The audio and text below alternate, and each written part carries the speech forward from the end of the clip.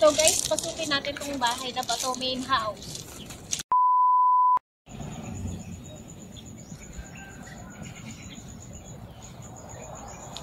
Ayan guys, so nandito na tayo sa bahay na to. Ayan, ito siya. So halos lahat dito gawa sa bato at sa pebbles. Lalo na yung mga bungalows, yan, lahat yan yari sa bato and pebbles. Ayan, may mga plants dyan. Ito yung art gallery nila. Dito mo makikita yung mga wooden sculptures. Very interesting, guys. Look. Ayan.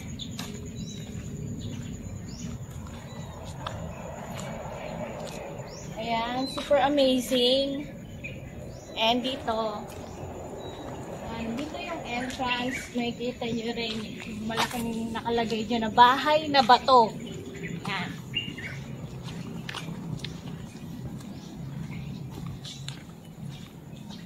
Ayan, sobrang ganda, grabe, as in.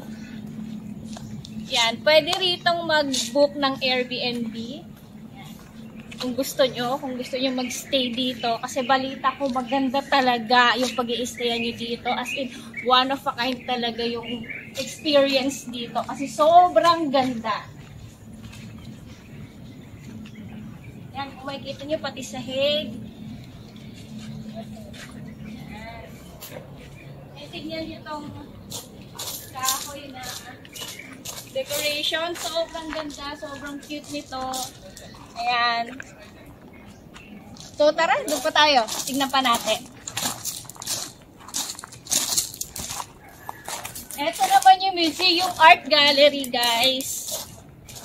Ayan. Tignan nyo.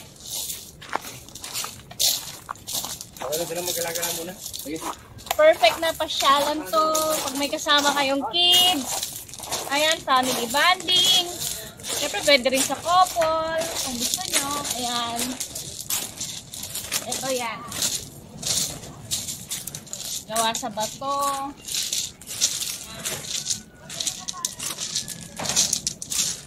Ayan, ito rin. Lahat to. Pebbles. Ayan, ito. May mga decoration pang fish. Octopus. Ayan, ito. Grabe. Sobrang ganda nito. Sobrang cute. Ayan, marami kayong pwedeng pagpicturean dito. Ayan, mapuno din, mahalaman.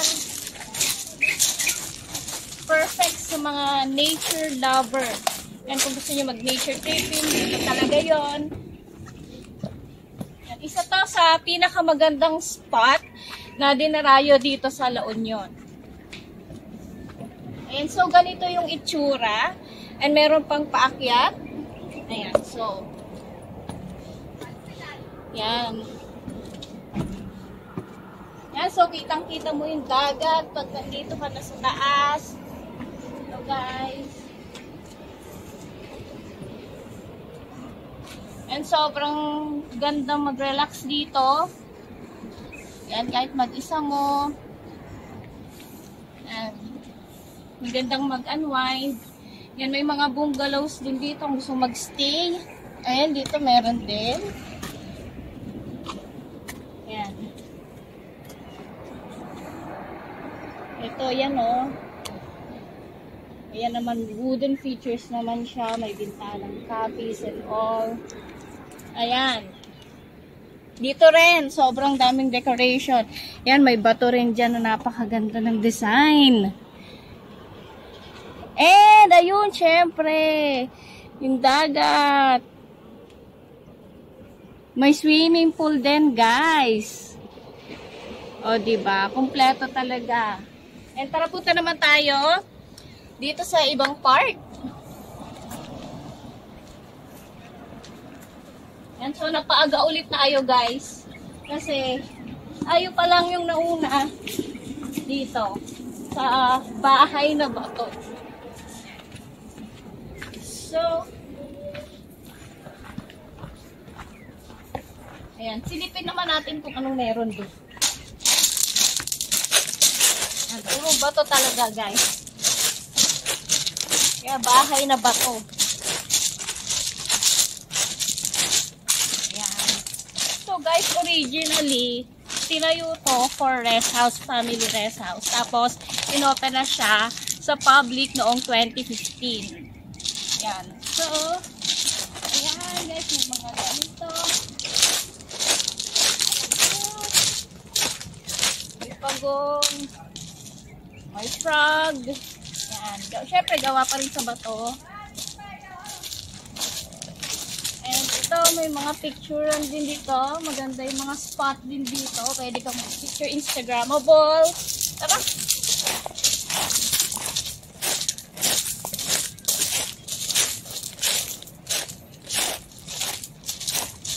Ayan, so dito, may art dito. Bahay na bato nakalagay. Ayan, so magpipicture tayo dito mamaya. Maganda yung spot na to. Yan, kung titignan nyo sa paligid, ayan, may mga designs, may mga decor na gawa sa bato. Ayan, doon, malalaking mga ganito.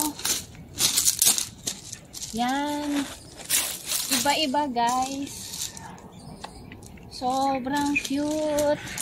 Yan, punta tayo dito, dali.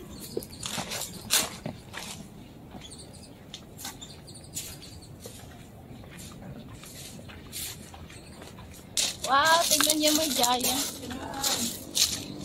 O, diba maganda rin mag-picture dito. Grabe.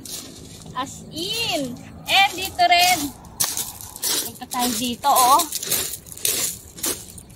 May ganyan. Eh, sobrang dami. As in, hindi nakakasawa. Left or right. Talaga makikita kami mga decoration na gawa sa bato. Ayan. So, punta naman tayo doon. Ang arkitektura ng bahay na bato ay ibinase sa tropikal na klima ng lugar kung saan madalas itong tamaan ng mga malalakas na bagyo.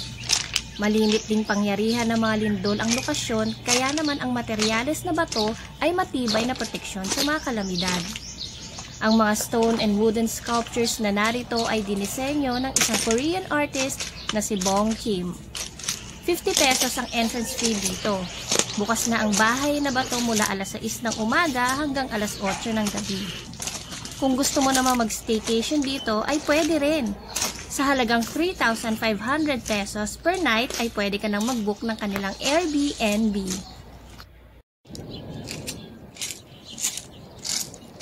So guys, pasukin natin itong bahay na bato, main house.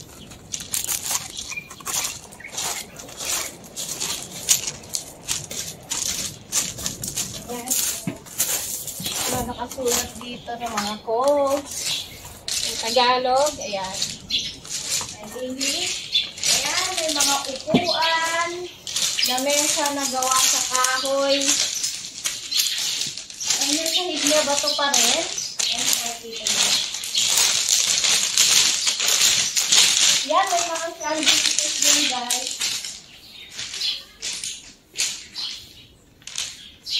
Ayan, dito. Decoration na dito. Ayan, gawa sa kahoy na malalaking decoration. Akit naman tayo sa taas. So, dito sa wall may mga frames. Ayan. In black and white and sepia. Mga luma na siyang frames. Pictures. Ayan. Meron din dito. Mga medyo bago. Oh my gosh, dito, sobrang cute naman. Yan, may bed. Siyempre, bato pa rin yung kanyang sahig. Ayan. May upuan din. May mirror. Yan, may mga fishes. Then, malapit siya sa dagat. Ayan, may mga fishes sa decorations dyan. And just imagine, meron pa rin bato rito sa display. Meron na sa baba, meron pa rito. Ayan, meron mga ganito, gawa rin sa bato. Ayan. Life-size mirror, may mirror din dito. And dito naman tayo, meron pang paakyat, papuntang 3rd floor. So, tara akyatin natin. Ayan, meron pa. Marami, sobrang daming decorations talaga. Mananawa, kakatingin. Kaliwat kanan, meron. Ayan. Ito naman, ayan. Magawa naman to sa kahoy. Ayan. Wow. Ay, meron pang mga ganito, oh. Anong tawag sa ganito? Plantsahan, kabayo. Mga lumang ganito, lalo na sa province, meron kami ganito dati. Yung lumang-luma pa naming bahay before. And for sure, nakarelate kayo, yung mga lolo't-lola nyo, meron din ganyan. And ito yung terrace. Ayan. So, dito sa terrace, dito sa third floor, kitang-kita mo lahat. Ayan. Kita mo yung dalampasigan, yung dagat, yung swimming pool sa baba. Ayan, may mini pool dyan. Ayan, gawa rin to sa kahoy. And, yan. Siyempre, hindi mawawala ang chairs and tables. Gusto mong mag-unwind, mag-relax, pagod ka nakakalakad, mag-picture. Yan, magandang spot to. Meron pang isang terrace dito na mas maluwag kaysa dun sa pinuntahan natin. Siyempre, dito pa rin sa third floor. Ayan. Ang ganda ng sunlight dito sa part na to. Ayan. So, magandang tumambay kapag umaga. Swerte natin kasi isa tayo sa nauna. Or nauna talaga tayo. Unang-una na nakapasok dito ang aga natin. As early as past 6 a.m. nandito na agad tayo.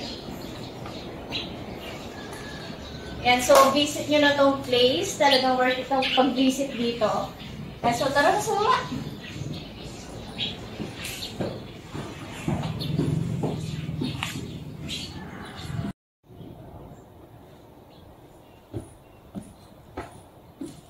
Ayan guys, sobrang ganda. Nag-enjoy talaga ako dito sa bahay na bato.